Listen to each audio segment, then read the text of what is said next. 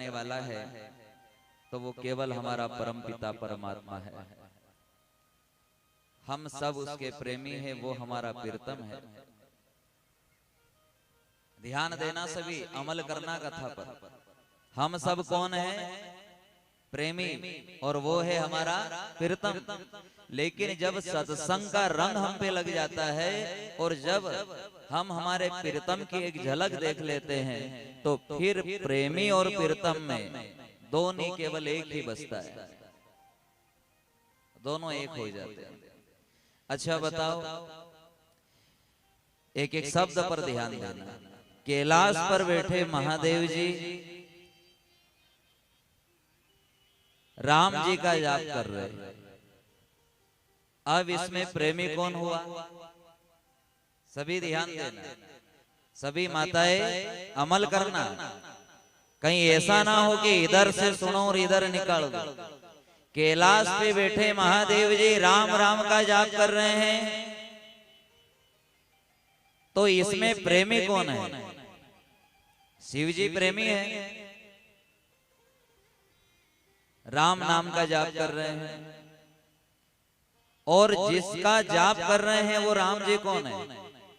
कौन है वो? राम जी प्रीतम है और शिव जी प्रेमी है। ये प्रेमी और प्रीतम, ठीक है। अब राम जी के पास जाओ तो राम जी किनका जाप कर रहे हैं? शिव जी का जाप कर रहे हैं। अब राम जी क्या बन गए? प्रेमी बन गए। अब जिनका जाप कर रहे शिव जी क्या बन गए? प्रीतम बन गए। यानी कि प्रेमी और प्रीतम दोनों एक है। और यही कथा का निचोड़ है कि अपन सब उस ठाकुर के प्रेमी हैं। इसीलिए तो कहा आत्मा सो परमात्मा, नर और नारायण में कोई फर्क नहीं। बस फर्क इतना है कि हम जागे नहीं। जब हम कहते हैं कि प्रहलाद तो भगवान के अंश थे इसलिए महापुरुष थे, मीराबाई तो भगवान के अंश थी, तो आप जरा विचार करो अपन सब कौन है?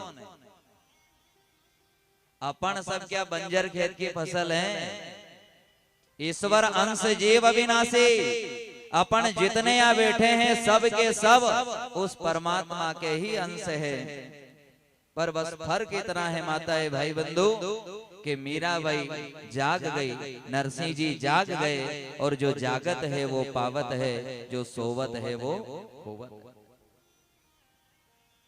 बस फर्क इतना है। वो भी हमारे जैसे ही थे, वो भी भगवान के ही अंश थे। और अपन बैठे हम भी अलग नहीं है, अपन भी उसी के अंश है। लेकिन बस माया का पर्दा बीच में पड़ा है, इस कारण से हम पहचान नहीं पा रहे। अगर अंतरात्मा की यात्रा करोगे, अपने आप की यात्रा करोगे, तो हमारा गोविंद हमसे दूर नहीं है, हम उसी की नजर में।